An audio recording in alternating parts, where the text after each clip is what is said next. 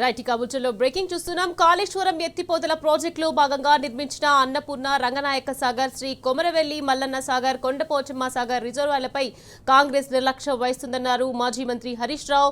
ఈ ప్రాజెక్టుల అంశంపై రాష్ట్ర నీటిపారుదల మంత్రి ఉత్తమ్ కుమార్ రెడ్డికి లేఖ రాశారు. 2020 నుంచి 2023 వరకు ఈ రిజర్వాయర్లలో కాలువలు, చెరువులు, కుంటలు, వాగులు, చెక్ డ్యాంల ద్వారా నీళ్లు అందించామని లేఖలో పేర్కొన్నారు. ఇక తక్కువ ఖర్చుతో ఎక్కువ సాగు అనే కాంగ్రెస్ మాట ఉత్తదేనా ఉత్తమ్ కుమార్ రెడ్డి అని ఎద్దేవా చేశారు. వెంటనే కాలువల నిర్మాణానికి భూసేకరణ చేపట్టేందుకు 30 కోట్ల నిధులు మంజూరు చేయాలని రైతుల పక్షాన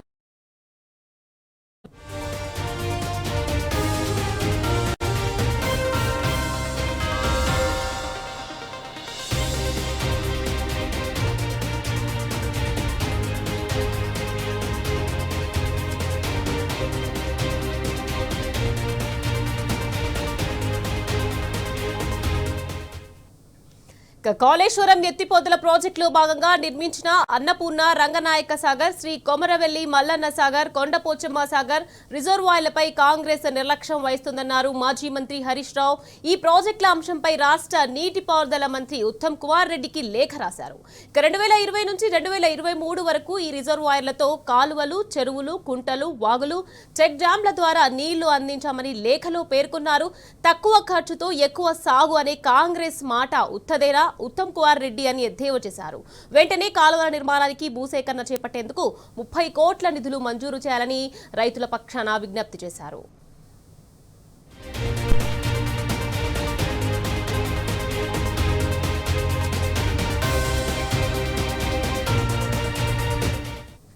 రైట్, ఇదే విషయానికి సంబంధించి మరింత సమాచారాన్ని మా ప్రతినిధి రంగాచారి ఫోన్ లైన్ లో అందించేందుకు సిద్ధంగా ఉన్నారు. రంగాచారి, చెప్పండి, కాళేశ్వరం ఎత్తిపోతల ప్రాజెక్టులో భాగంగా నిర్మించిన అన్నపూర్ణ, రంగనాయక సాగర్, శ్రీ కొమరవెల్లి మల్లన్న సాగర్, కొండపోచమ్మ సాగర్ రిజర్వాయర్లపై ఈ ప్రాజెక్టుల అంశంపై ఉత్తమ్ కుమార్ రెడ్డికి హరీష్ రావు లేఖ రాశారు. దీనికి సంబంధించి అప్డేట్స్ ఏంటి రంగాచారి? Good evening Nikhat. మాజీ ఇరిగేషన్ శాఖ మంత్రి అట్లాగే సిద్దిపేట ఎమ్మెల్యే హరీష్ రావు ఈరోజు రాష్ట్ర ఇరిగేషన్ శాఖ మంత్రి ఉత్తమ్ కుమార్ రెడ్డికి ఒక లేఖ రాశారు. ప్రధానంగా కాళేశ్వరం ప్రాజెక్టుకు అనుసంధానంగా సిద్దిపేట జిల్లాలో నిర్మించినటువంటి రంగనాయక సాగరు, మల్లన్న సాగరు, అట్లాగే కొండపోచమ్మ సాగరు, అట్లాగే సిరిసిల్ల సిద్దిపేట జిల్లాల సరిహద్దులో ఉన్నటువంటి అన్నపూర్ణ సాగర్ ప్రాజెక్టుల పట్ల రాష్ట్ర ప్రభుత్వం పూర్తిగా నిర్లక్ష్యంగా వ్యవహరిస్తున్నదని చెప్పి ఈ సందర్భంగా ఈ లేఖలో ఆయన పేర్కొనడం జరిగింది.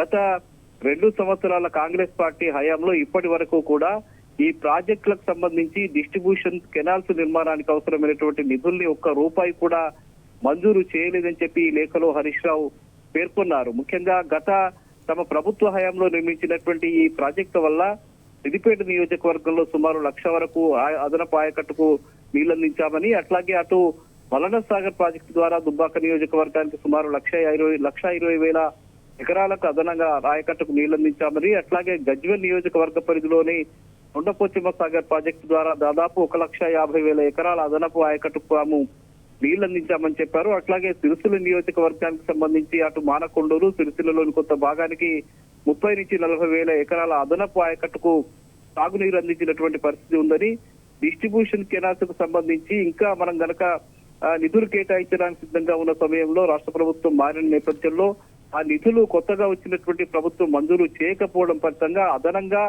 ఈ ప్రాంతానికి సంబంధించి మరొక 1,00,000 ఎకరాలకు అదనంగా నీళ్లు అందించేటువంటి అవకాశం ఉన్నప్పటికీ కూడా ఈ ప్రభుత్వం ఇప్పటి వరకు కూడా 1 రూపాయి మంజూరు చేయలేదని చెప్పి ఆయన లేఖలో పేర్కొనడం జరిగింది.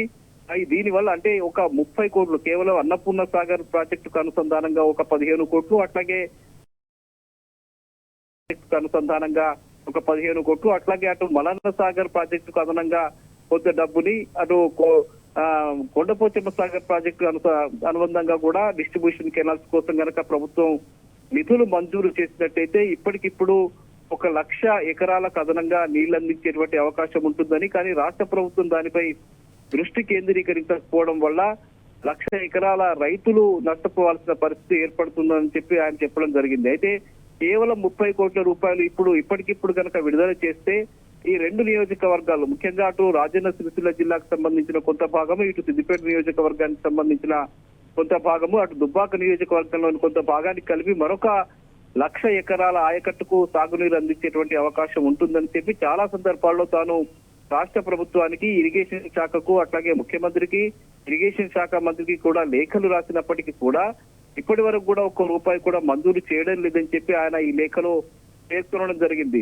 ఒకవైపు మంత్రి ఉత్తమ్ కుమార్ రెడ్డి తక్కువ ఖర్చుతో తాము ఎక్కువ లాభం వచ్చే విధంగా చర్యలు తీసుకుంటామని, ఎక్కువ ఆయకట్టుకు నీళ్లు అందించేందుకు చర్యలు తీసుకుంటామని చెప్పి అనేక సందర్భాల్లో మాట్లాడుతున్నప్పటికీ ఆచరణలో మాత్రం అది సాధ్యం కావడం లేదని, అది నెరవేరడం లేదని చెప్పి సందర్భంగా ఆయన ఎద్దేవా చేశారు. ఎందుకంటే ప్రధానంగా కేవలం 30 కోట్ల రూపాయలు ఇస్తే 1,00,000 ఎకరాల ఆయకట్టుకు నీళ్లు ఇచ్చేటువంటి అవకాశం ఉన్నప్పటికీ కూడా ఈ రాష్ట్ర ప్రభుత్వం గాని ఇరిగేషన్ శాఖ మంత్రి గాని దాన్ని పట్టించుకోవడం లేదని చెప్పి ఆయన ఈ సందర్భంగా లేఖలో పేర్కొనడం జరిగింది.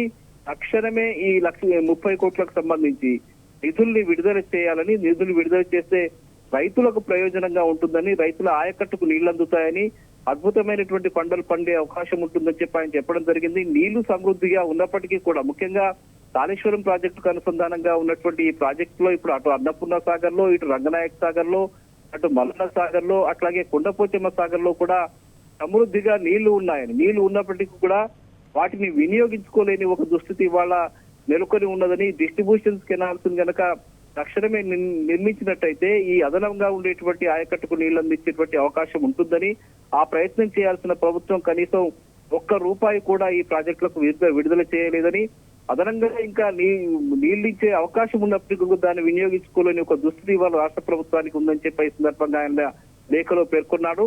తక్షణమే ఆ 30 కోట్ల రూపాయలని విడుదల చేసినట్టయితే 1,00,000 ఎకరాలకు అదనంగా ఆయకట్టుకు నీళ్లు అందించేటువంటి అవకాశం ఉంటుందని ఆయన ఈ సందర్భంగా లేఖలో పేర్కొనడం జరిగింది. Nikhat. Right, thank you Rangachari.